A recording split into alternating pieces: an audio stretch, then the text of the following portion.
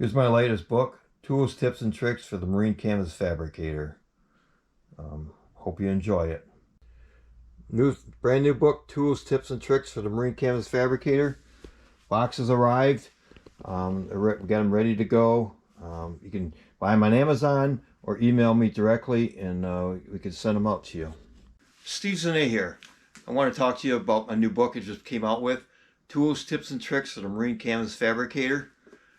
Available on Amazon or email me directly. I'll send it out to you. Amazon. Tools, Tips, and Tricks. You've heard the expression, a picture's worth 1,000 words.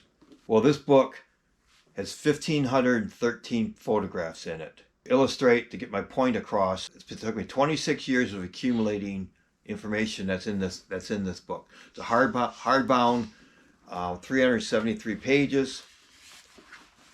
1,500 photographs, images, anywhere from how to set your shop up, what kind of tools are available, how to set your sewing area up. There's a chapter on zippers, how to work with zippers, adhesives out there, aft cockpit covers on sport fishing boats, little tips on how to tweak your cover to make it fit better. Bonding fabric, how to bond fabric together, different caulks, all the different caulking information. Chemicals and cleaners. Chapter 8 is on cover tips, little tips to make your finish of your cover look a little bit better. Chapter 9 is on cutting glass, whether soft glass or hard macrolide or acrylic glass. Chapter 10 is on enclosures. Different tips on how to fine-tune and make a better looking enclosure. Chapter 11 is on fasteners. 12 is on flaps and cutouts for flaps and rails and ladder cutouts. Chapter 13 covers a little bit on frame tips. Chapter 15 is on lubricants. Chapter 6 deals a pretty in-depth detail about mildew and cleaning, how to remove mildew and mold. Chapter 17 is on patterning tips for patterning for boat cover or for boat enclosure or bimini top. Chapter 18 covers a lot of pencils and pens and markers that are available for the Marine Fabricator. Chapter 19, we talk about seam leakage, how to prevent it, what to do once you have it. Chapter 20 is on sewing tips. Chapter 21, talking tips on how to sharpen your scissors.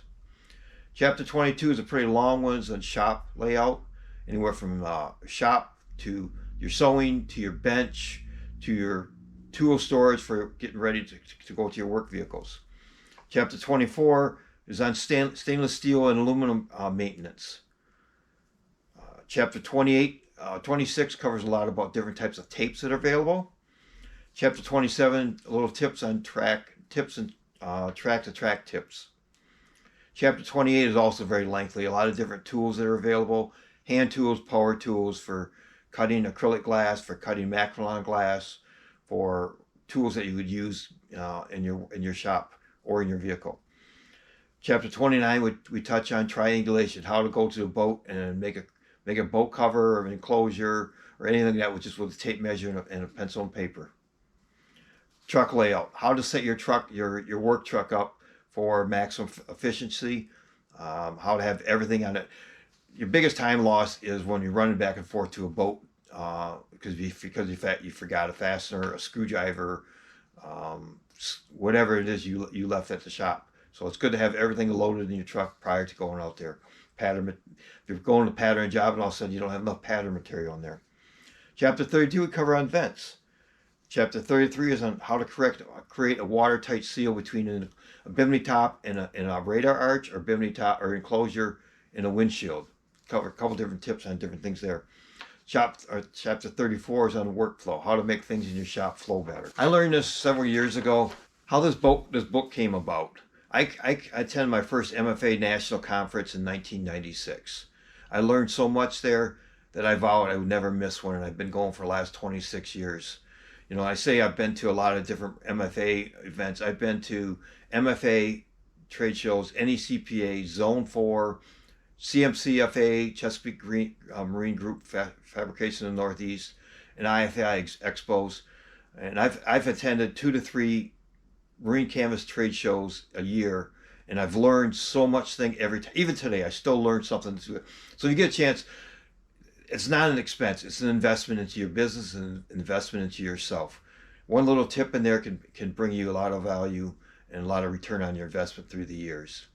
I've traveled to all the major boat shows to observe how boats are functioning, how certain covers and enclosures are on it. That's where I got a lot of my tips and stuff in my Marine Canvas Track to Track book.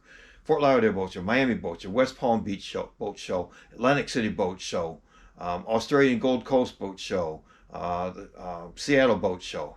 What I'm going to show you in this book is my accumulation of not just things that I've learned, but it's the fact that things that I picked up from visiting, talking to other shops, talking to other customers or other fabricators at these trade shows. A tip. I tell you a tip, you tell me a tip. We both have 2 tips now. Now imagine I talk to 2,000 different people, and I've been to over 2,000 different marine canvas shops around the globe. So they give me 1 tip. Now I'm getting 2,000 different tips, and that's what I've been able to compile into this book for you. Is to show you different things from different parts, different regions of the country, different parts of the world, to show you ideas that can helps it. You ask what good is a tool, tip, and trick? If you're in the marine canvas business, everybody pays close to the same price for fabric, for window material, for zippers, fasteners, thread. There's not much difference. You're not getting much of a better price than the guy down the road or a guy across the street or down across the country. One little tip can save you and make you money. It's not saving. You don't save money by buying material cheap. You don't save. You're spending all your time looking around who's got the cheapest cost for tubing or who's got the cheapest fittings. A tip can save you, a trick, a tool can save you and make your shop more money than just trying to outbuy something else.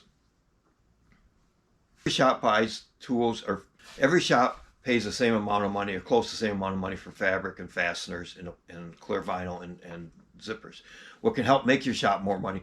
One little tip, whether it's in this book or plugging in and attending any marine canvas trade show, one little tip can save you. If it saves you 5 minutes in time, it's going to benefit you in the long run. They say a great movie, there's a lot of footage left in the editing room. This book has a lot of stuff was cut out. There's a lot of stuff I did not include in this book because of the fact it was either old the notes I could not read. Remember, it's 26 years of accumulation. I've been doing marine canvas for 47 years. This is 26 years of me talking to people, accumulating tips and tricks and little tools that make a difference. Whether they're store-bought tools or a tool that somebody has made out of their own shop. Like I said, this book started with 1,750 photographs. I sorted through it. I narrowed it down to 1,513 photographs or pictures or images. And yeah, I'm the guy. I did count every one of them because I try to be much detailed as I can. The book has 373 pages. It's hardbound. Another thing you want to learn is tools are cheap. Yes, they are. Tools are cheap. If your shop does 150 jobs a year and you save 5 minutes per job, that's 750 minutes or 12.5 hours of labor.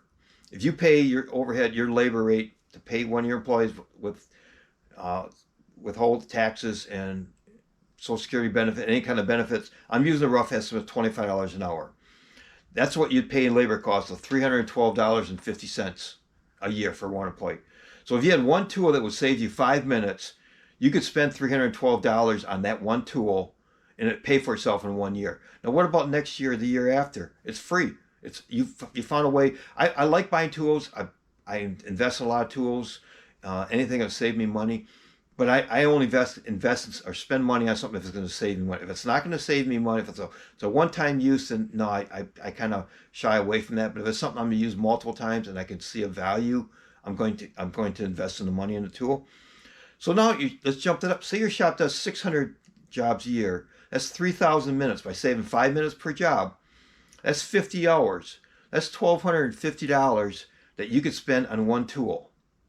That tool will save you 5 minutes on those 600 jobs a year. But let's take it a step farther. What we've been talking about is your actual costs. what about the increase in revenue your shop will get?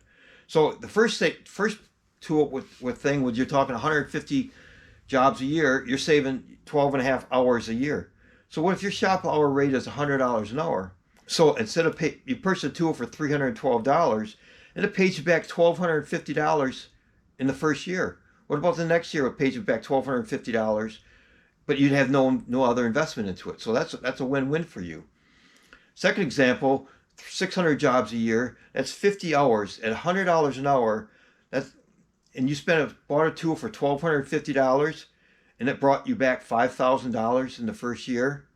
I'm no mathematician, but these are great returns on investment. My question to you is, if you buy a tool or equipment or invest in a seminar or a marine canvas shop and it brings back you 4 times your cost, when would you stop buying tools, tips, or technique? Lay out your shop for people, not for products. The most used, the most handy. In the book, that you'll see a lot of pictures of set up your sewing. That's your most efficient area of your shop. You got your sewing machine operator. Don't make them go across the other end of the shop to get some bobbins or thread or zippers. Have everything at that sewing station ready for them within reason that you can do.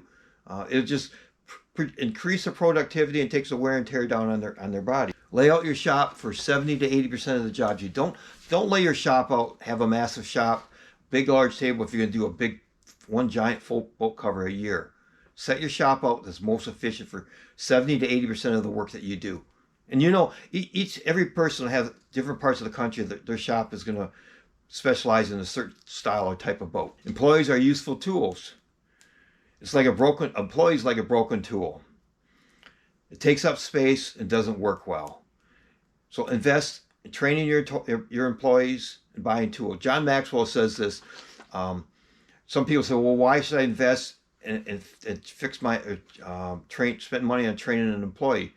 And they may leave. John Maxwell says, well, you can spend the time and money and invest in an employee, and then they may stay and grow with you and help grow your business. Or you can not invest in an employee or that broken tool, and they'll never leave. So where's the benefit from you? How does your shop grow? Another thing is learned, a lot of people say they're good time managers. You can't manage time. Time is a clock. You can't stop that clock. All you can do is manage activity. I'm hoping this, I know, I'm not hoping. I want to expand your thinking by reading this book and staying focused to become more successful. This book will show you how to increase your sales and your profit. The bottom line is your profit. And this book will cover tips used to fine-tune your covers, your zipper installation, enclosures, and cleaning products to use. Multiple pictures. I say I've spent years taking photographs of everything that I've seen. That I go to a lot of seminars, a lot of stuff, and I take notes of the presenter. If there's something that the presenter or the shop I'm talking to or even another fabricator I'm meeting at a trade show, if I don't understand it, I ask them to please clarify it. I want to know. I want to better understand so that I can retain that information, but also so I can pass it on to you. If you're interested, check out Amazon or email me directly. Tools, tips, and tricks for the Marine Canvas Fabricator. The title of this book was never going to be the complete guide to tools, tips, and tricks, because there's never going to be a complete guide. Every day we work a lot, and we have people coming from different industries that get into the marine canvas business, from carpentry, from home improvements, from electrical, from retire from their big corporate job they wanted, and everybody brings a little bit of technique. If you're narrow focused and you're only looking at, well, this is how I cut and sew everything every day, you have somebody that comes in from a different industry and shows you, well, why don't you think about trying that? You never think about that. Years ago, we were at one of the marine seminars. People look at, like a Marine Fabricator Association, going to one of the trade shows. They look at the agenda. Well, how to make a bimini top? I know how to do that. How to do an enclosure? I know how to do that. It's not just what's in the agenda. It's the stuff that happens when you're not during the seminars. It's in between the seminars. The conversation you had. Years ago, I had one of my friends, a competitor, wanted to go to the trade show or one of the MFA shows. He showed up and showed up right on time at 9 o'clock, and he left right at 5 o'clock. He had stuff he wanted to do that night. He lost all the valuable time that happens after the seminars are done. The evening, over the meals, the conversation we had. One year it's in the book, one of the year we were at one of the seminars, and there's like 5 of us standing around in the room just talking. There's a sewing machine there. And Sam from Commercial Sewing was there, and they have mastered the technique of time saving, efficiency, how to master. I mean, 450 employees. They've really mastered the efficiency on their shop. And he shows a little tip in there on how to sew a straight line, get a perfectly 3/8, ½ inch, 1 inch seam allowance every time you do it. You've seen people put like a draw line on the plate where your bobbin goes, or put a piece of tape there, or metal magnet that sticks there. No, Sam shows a little tip where your needle comes down. Measure, if you want a ½ inch seam allowance, come right ½ inch right directly away from the needle, and put a point there, and draw an arrow. So now when you're sewing, you're not looking at a straight line, because when you try to follow a straight line, your fabric wants to wander. If you got a point, you're watching it. Now you can run your fabric along where that point is. Even if you're doing a curve, you get a beautiful, perfect seam allowance every time. So it's little tips like that can make a difference in your business. So I wish you all well, and please give me some feedback what you think. Thank you.